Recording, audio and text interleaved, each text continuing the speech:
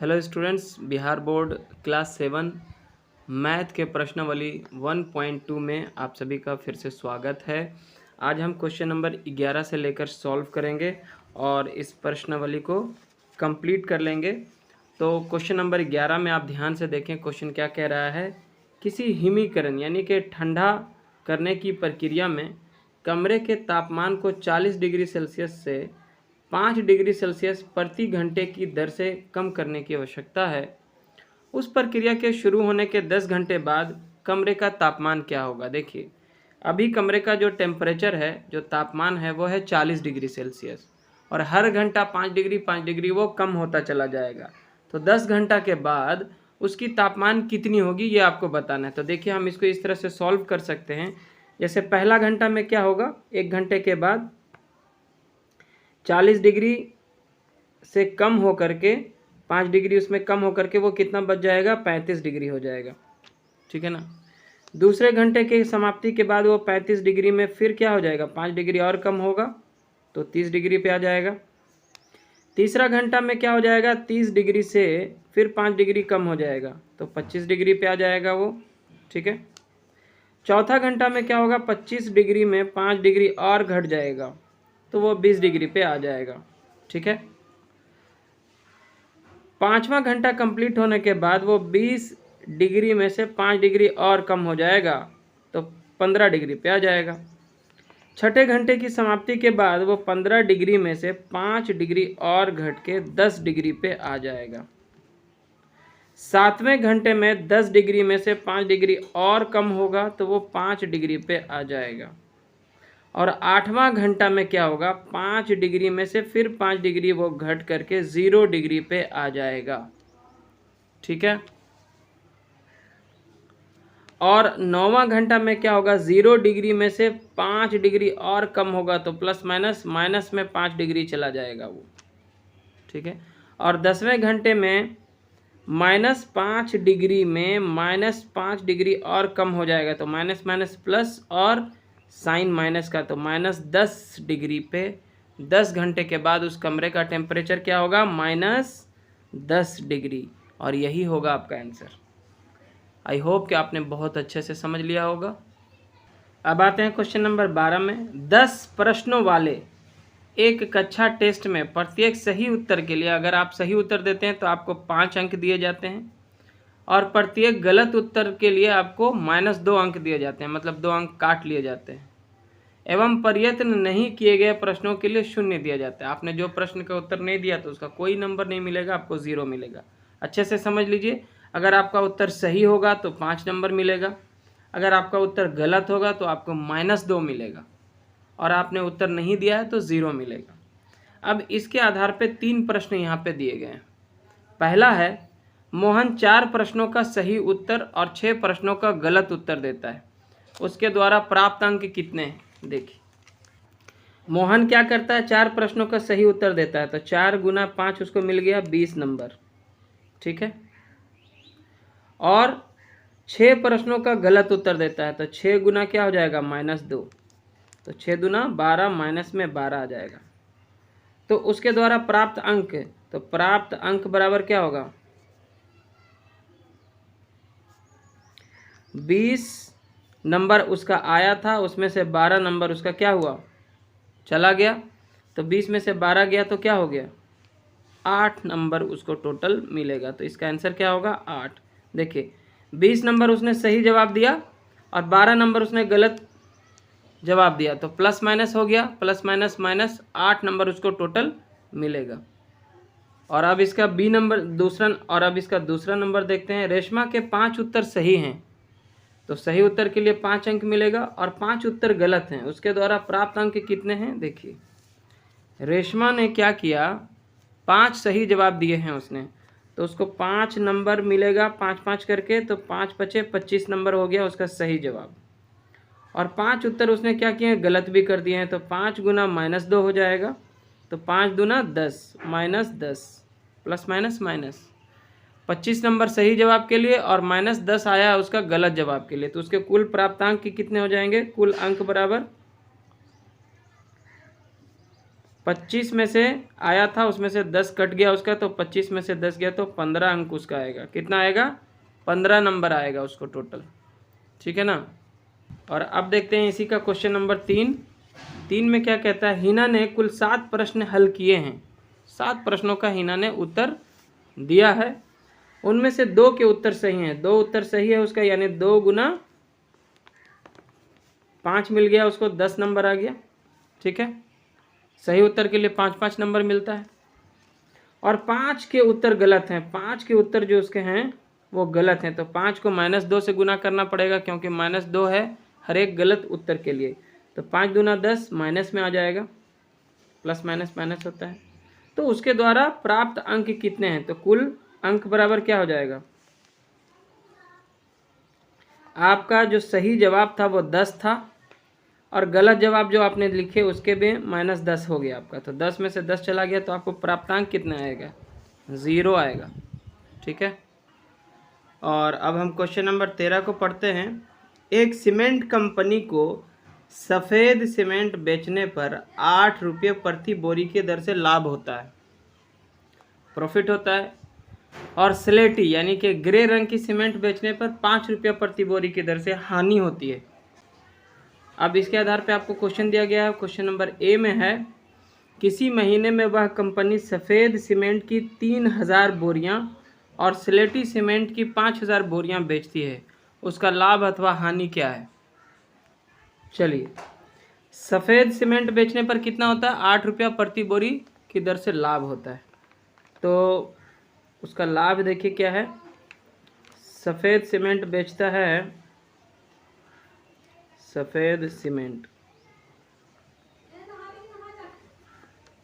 कितना बोरी बेचा गया है, 3000 बोरी। तो हर बोरी पे सफ़ेद सीमेंट में क्या होता है, 8 रुपया का फ़ायदा होता है। तो 8 से गुना कर देंगे, 8 या 24,000 रुपया इसका हो गया फ़ायदा, लाभ हो गया ये। ठीक है। उसी महीने में वो क्या करता है, 5000 बोरी जो है वो स्लेटी सीमेंट भी बेचता है। स्लेटी सीमेंट, ठीक है। स्लेटी सीमेंट कितना बेच रहा है, 5000 बोरी, और हर बोरी पे इसको क्या होता है, 5 रुपया का लॉस होता है। तो 5 रुपया का लॉस होगा, 5 पचे 25,000 रुपया, ये हानि हो गया। ठीक है ना। तो जब हम ओवरऑल बात करेंगे तो लाभ होता है 24,000 रुपया और हानि होता है 25,000 रुपया। ठीक है ना, 25,000 रुपया हानि होती है। तो कुल मिला के हानि बराबर क्या हो जाएगा, 25,000 हानि है, हानि ज़्यादा है, लाभ 24,000 है, तो 1,000 रुपया ओवरऑल क्या हो गया, हानि। ठीक है। आपकी प्रॉफिट है 24,000 रुपये, लॉस है आपकी 25,000 रुपये। तो ओवरऑल अगर देखेंगे तो हानि ही तो ज़्यादा हो रहा है 1,000, तो हानि बराबर क्या होगा, 1,000 रुपया। तो ये ए का बन गया। अब हम इसका बी बनाते हैं। ठीक है ना। और इसी का क्वेश्चन नंबर बी में है, यदि बेची गई सफ़ेद सीमेंट की बोरियों की संख्या 6400 है। देखिए, सफ़ेद सीमेंट जो है ना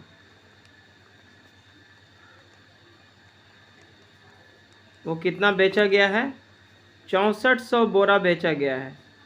और हर बोरा में उसको फ़ायदा कितना का होता है, 8 रुपये का होता है। तो 8 से गुना कर देंगे तो टोटल कितना रुपया उसका आ गया है, 800 800 8 चौके 32 के 2 बाकी 3 8 छके 48 3 51, इतना रुपया उसके पास अभी फ़ायदे के तौर पे।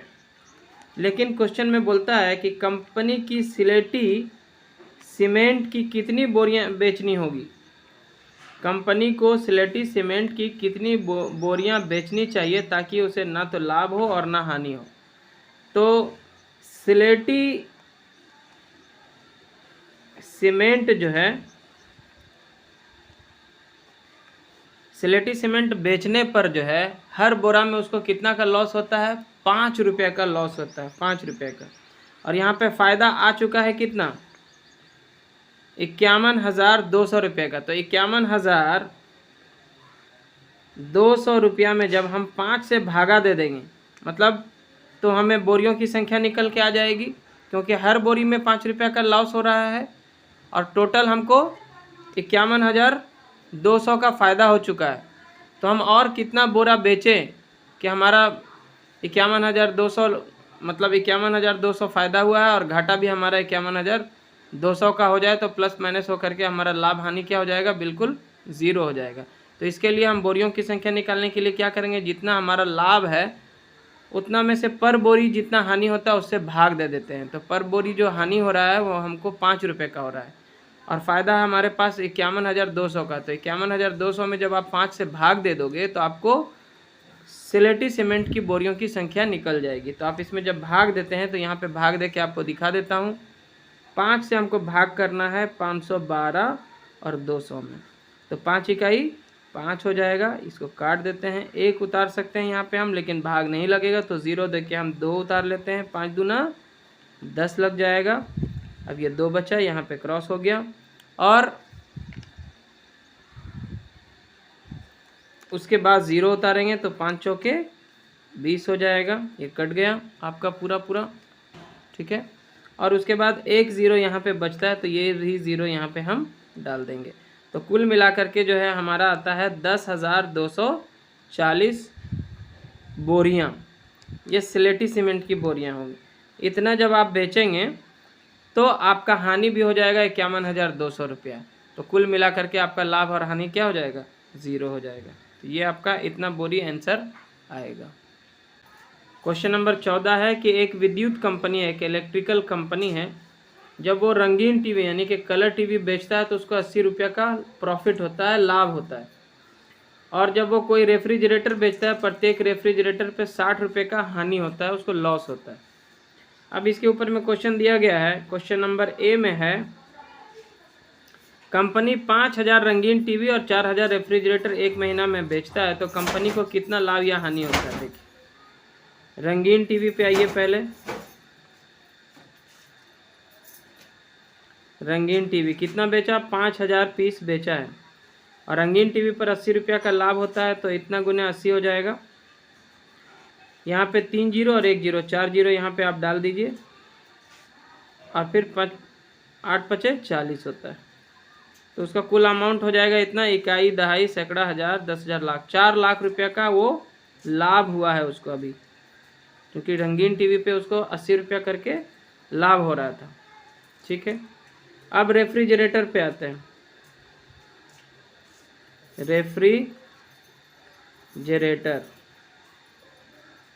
रेफ्रिजरेटर कितना पीस बेचा है वो, 4,000 पीस बेचा है।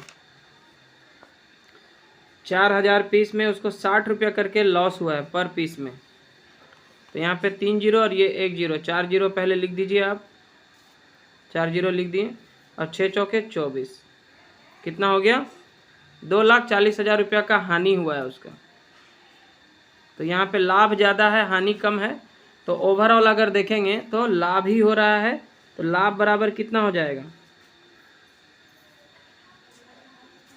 4 लाख,